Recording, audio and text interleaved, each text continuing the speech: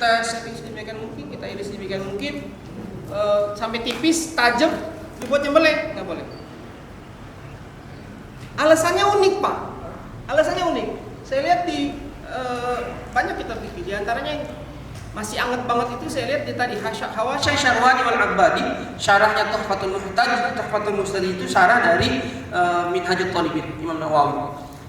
Di situ dibilang apa? Karena tulang itu nanti najis kena darah, darah kan najis.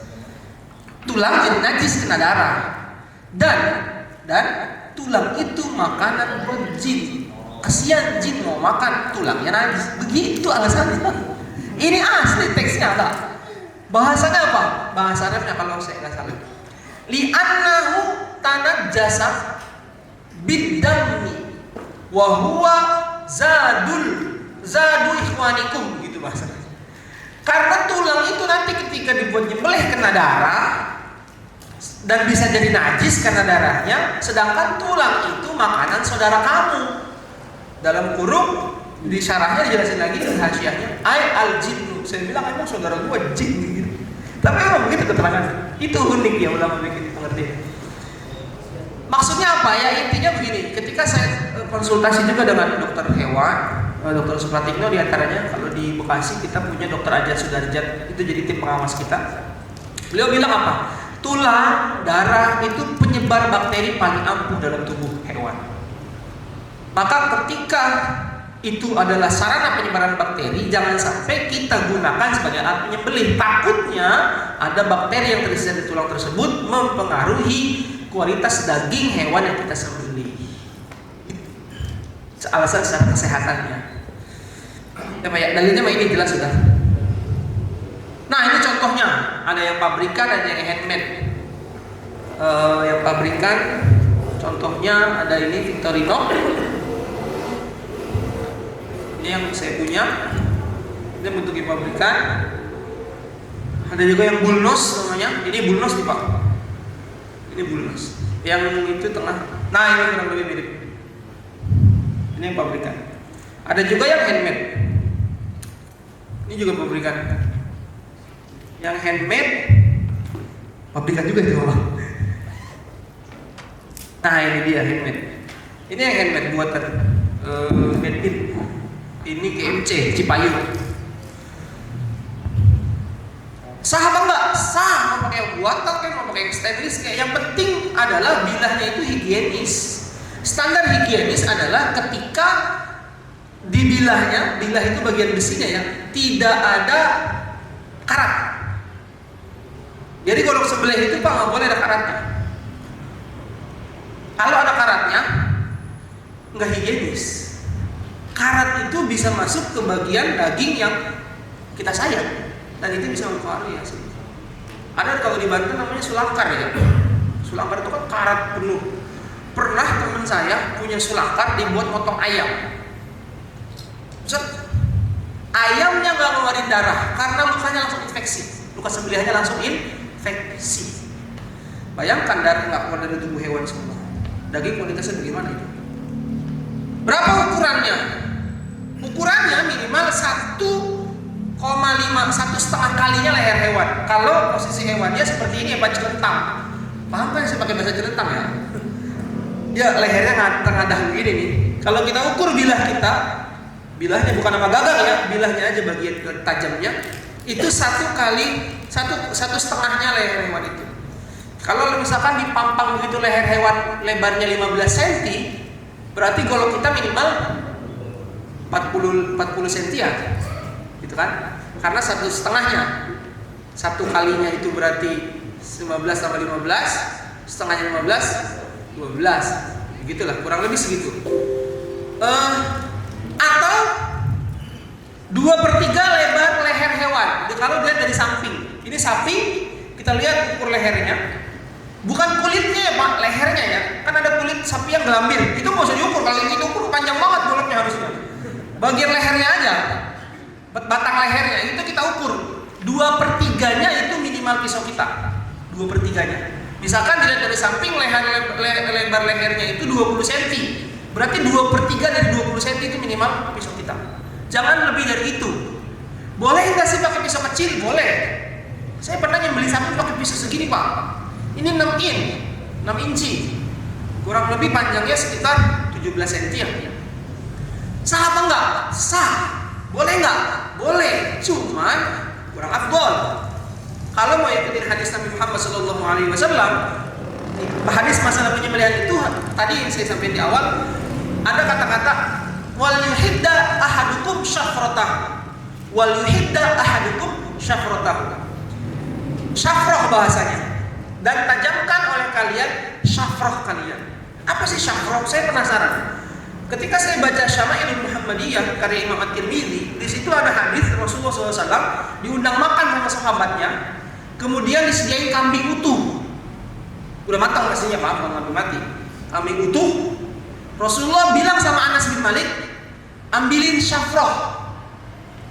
Minta tolong ambilin syafrah sama tuan rumah. Syafrah. Saya lihat di syarahnya As-Samaratul Laduniyah karya Imam Al-Bajuri. Syafrah itu sikinun azimun, pisau yang agak besar. Syafrah artinya apa? Sesuaikan. Kalau nyembelihnya sapi ya pakai pisau yang agak gedean. Nyembelihnya kambing jangan gede-gede. Mati duluan tuh kambing lihat kalau kita. Nyembelih kambing kalau 40 cm, kambing dari jauh lihat dulu mati duluan deh. Deket takut duluan. Kebalikannya, sapi gede, pisau kita segini. Oke, kita jagal top mampu gitu kita nyembelih. Sapi ngeremehin dari jauh. Ya, jagal pisau segitu doang. Lalu kita bisa balikin ya. Oke, gede-gede juga tajam nih.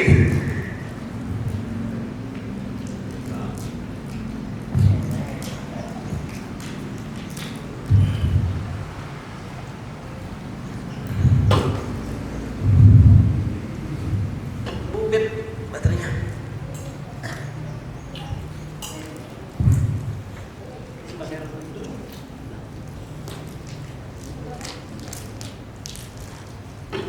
Ya Pak, ini ukuran alatnya. Jadi sesuaikan. Kalau memang ya kalau bahasanya kayak MZ apa? Dakwah itu kita artiin ke nyembelih ya. Para nyembelih itu harus punya pisau yang kecil, harus punya pisau yang gede juga, harus punya golok juga. Kalau kata MZ, orang dakwah itu harus punya silet, harus punya pisau, harus punya kampak. Lihat lawannya. Kalau lawannya pohon nangka, kampak turun. Lawannya kumis, silet aja yang turun. Kan nggak mungkin kita nyukur kumis pakai kampak kan? Walaupun saya anak juleha kadang-kadang ada aja tuh nyukur kumis pakai apa?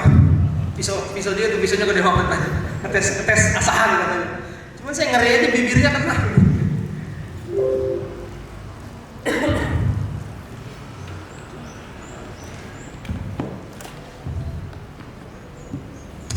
Lanjut Pak. Maaf ya. Nah ini APD resminya Pak, yang sesuai aturan SKKNI. Juru sebelah harus begini. Pakai apron, celemek ya. Mulai dari nomor 1 dah, sepatu bot, apron, masker. Jadi kita zaman belum pandemi aja nyembelih udah pakai masker. Kacamata tugel, hairnet, helm, terus sarung tangan 2, sarung tangan anti sayat sama sarung tangan anti cut. Yang ini saya bawa anti cut dari besi, dijalin jadi satu. Atau ada yang bahan kawat besi juga ada, tapi beda harga. Jual nggak? Juleha nggak jual yang begini, susah nyarinya. Ini yang pakai biasanya pegawai-pegawai perusahaan lagi bagian bacer atau koki-koki juga. Terus kalau Idul Adha harus begini juga? Enggak. Boleh tuh helmnya diganti pakai peci, boleh. Aku dikira Robocop doang. Saya nanya waktu kita kan ada sertifikasi profesi nih Pak. Sebelum sertifikasi profesi itu ada vokasi namanya, pendidikannya kurang lebih 3-4 hari. Saya nanya waktu materi ini masalah APD, boleh nggak Bu di BPK Haji Nagara Bogor helm diganti peci? Boleh Mas, kata dia begitu. Yang penting penutup kepala supaya rambut tuh nggak jatuh ketika ngolah daging. Itu aja intinya, karena khawatir ada kotoran kan di rambut kita, ada ketumin dan sebagainya. Kalau ini kenapa pakai helm? Karena ini industri. Industri itu gantungannya besi, rantai, kena pala kan lumayan, maka pakai helm. Gitu aja Pak sebenarnya. Ya, jadi boleh pakai helm. helmnya ganti pakai peci. Minimal kalau bapak jadi juru sembelih pakai sepatu bot, jangan pakai sarung. Saya bukan mengharamkan pakai sarung bekas penyembelih, bukan. Ada beberapa kawan-kawan kita di Juleha yang penyembelihnya pakai sarung, ada. Yang terkenal tuh di YouTube, Bulog Prisdore, nyembelih itu pakai sarung. Bukan berarti godot pakai sarung, bukan ya. Maksudnya dia mengenakan sarung gitu. Pakai jas kadang-kadang. Karena kata beliau, kata Pak Bisma Muhammad Siddiq, saya kenal sama beliau. Gua ngormatin hari Idul Adha, dia orang Robolong, jadi ngomong bolu-bolu aja. Gua ngormatin hari Idul Adha, masa gua lagi lebaran pakai baju jelek begitu. Maksudnya beliau. Tapi kalau saya nyari safety. Enggak semua sapi anteng, Pak. Ada sapi yang beringas. Apalagi model sapi Bali, sapi Kupang, itu emang apa? Agak gesit tuh, bobot-bobot 300 ke bawah. Oh, itu gesit banget, lagi gemes-gemesnya itu. Kalau kita pakai sarung, itu sapi ngamuk, bagaimana larinya? Kejadian kan tahun lalu, gara-gara kakinya nggak diikat safety, pas yang nyembelih gorok leher, kebetulan dilalahnya pisaunya nggak tajam, sapinya kelojotan sakit, nendang kakinya ke depan.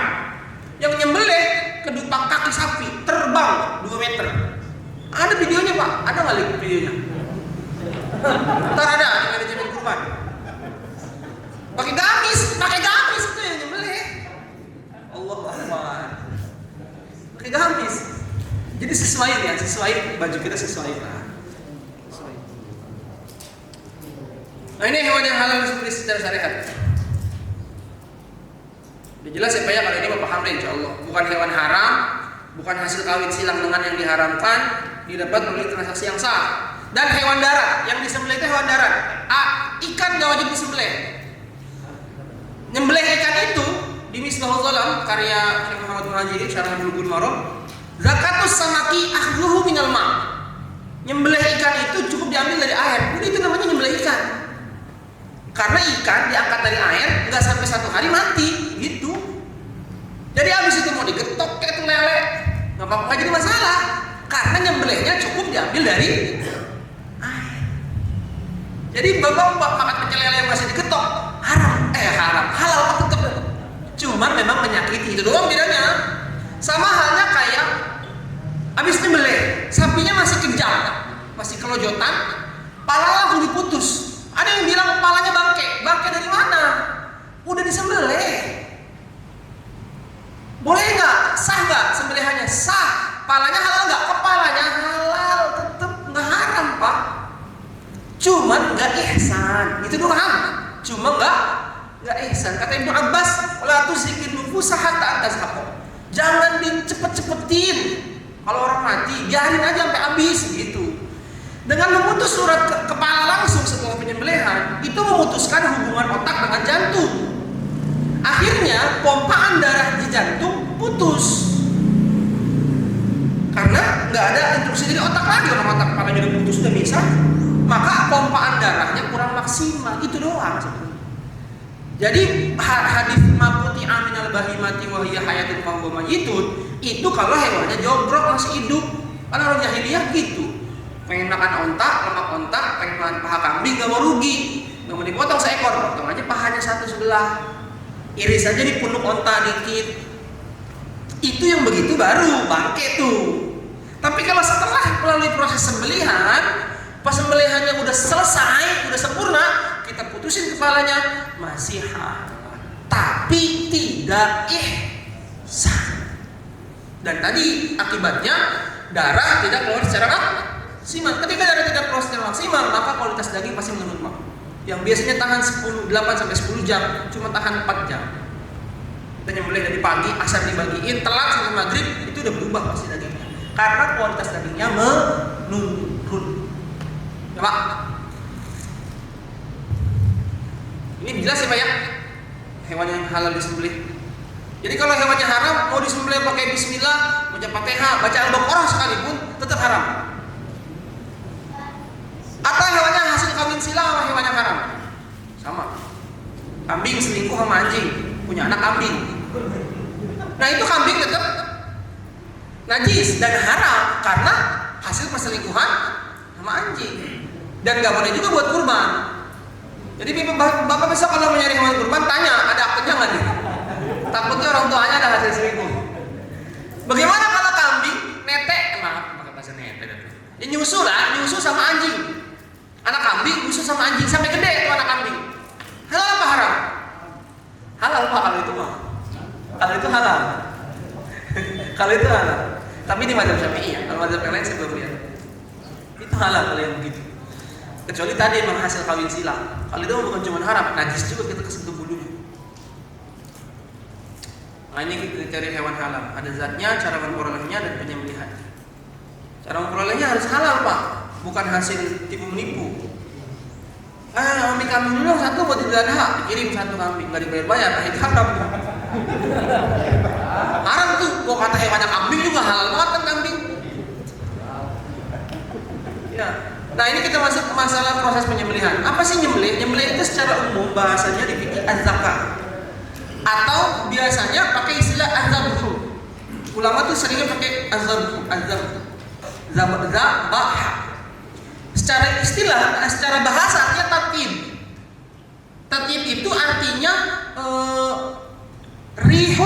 rihun apa bahasa kita awasya itu. Astagfirullah, lupa saya.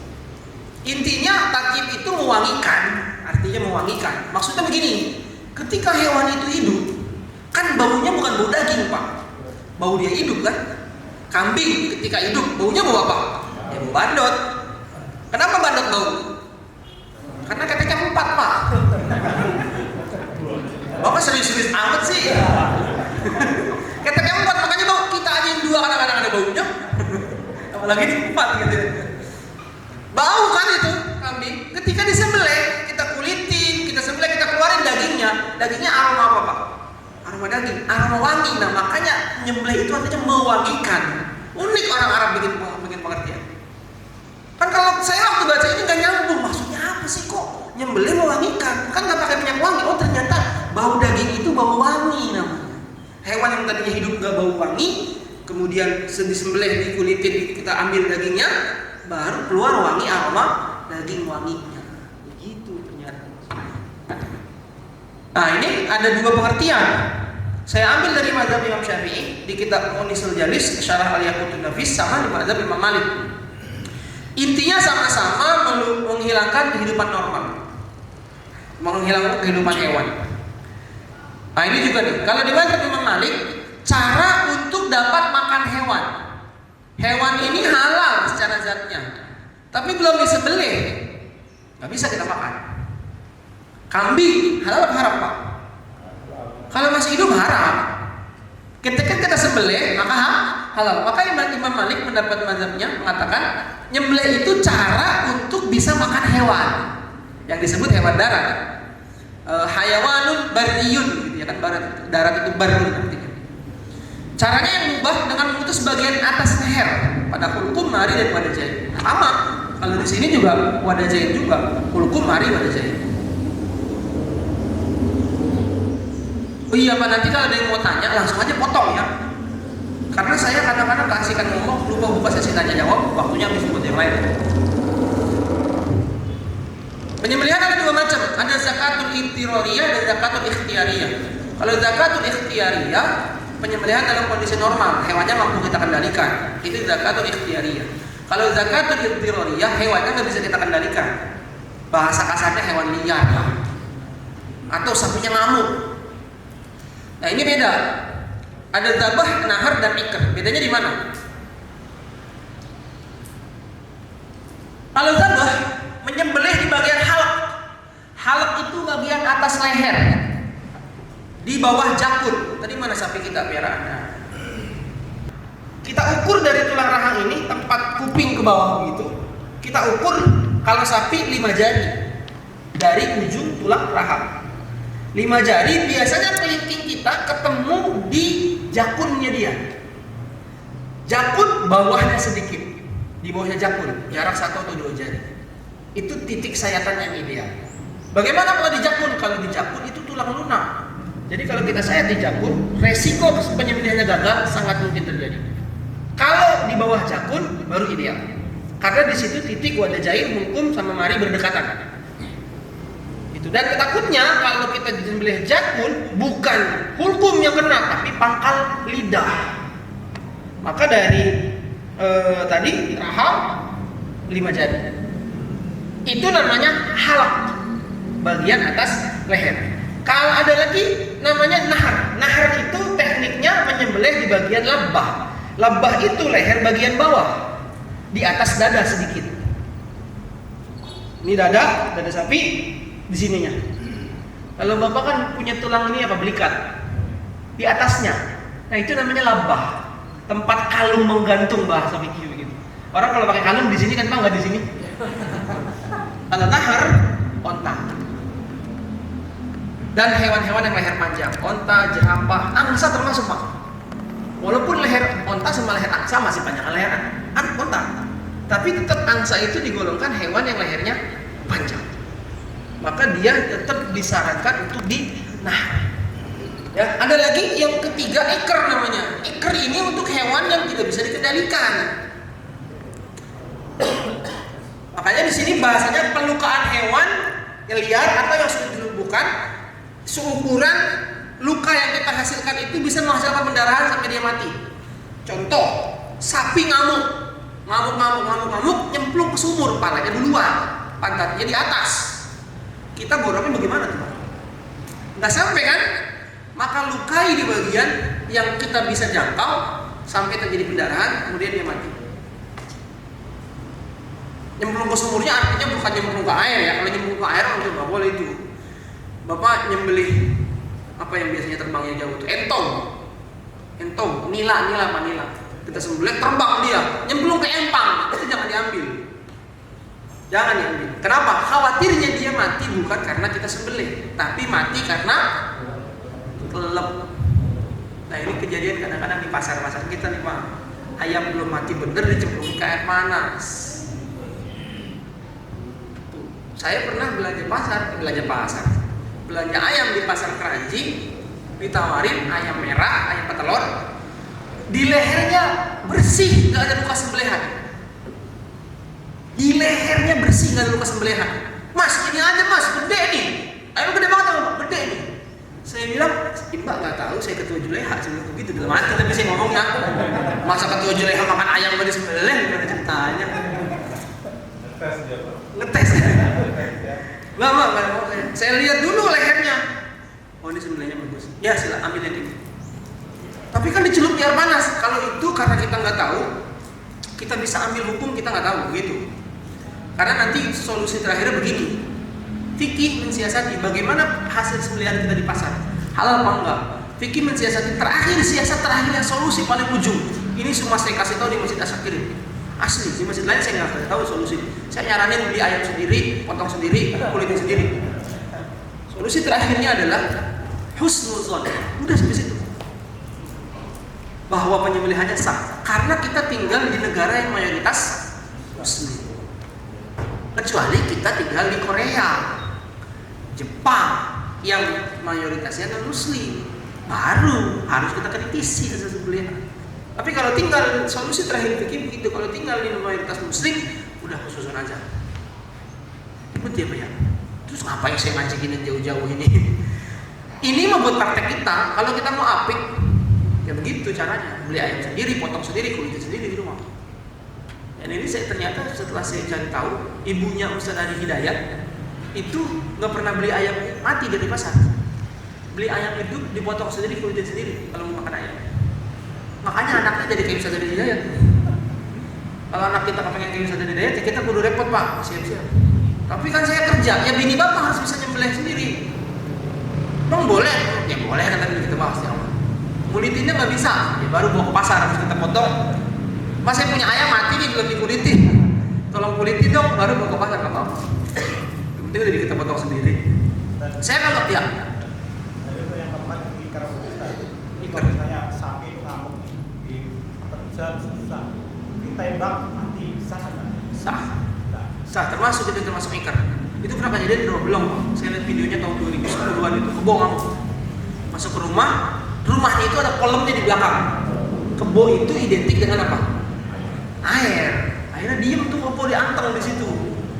Mau dideketin nggak bisa tapi masih ngamuk. Akhirnya dipanggil polisi, ditembak. Dilumpuhkan, tapi dilumpuhkan doang kalau itu. Kakinya ditembak, dia nggak bisa bergerak, baru dipotong juga. Tapi kalau udah terlalu buas, boleh dilakukan begitu, ditembak sampai dia pendarahan. Kalau bisa sih sebelum dia mati bener, gorok dulu lehernya begitu. Sebelum dia mati bener ya. Nanti ada beberapa kondisi hewan. Ada hayatul mustaqirrah, ada hayatul mustamirrah, ada hayatul aisyil madinah.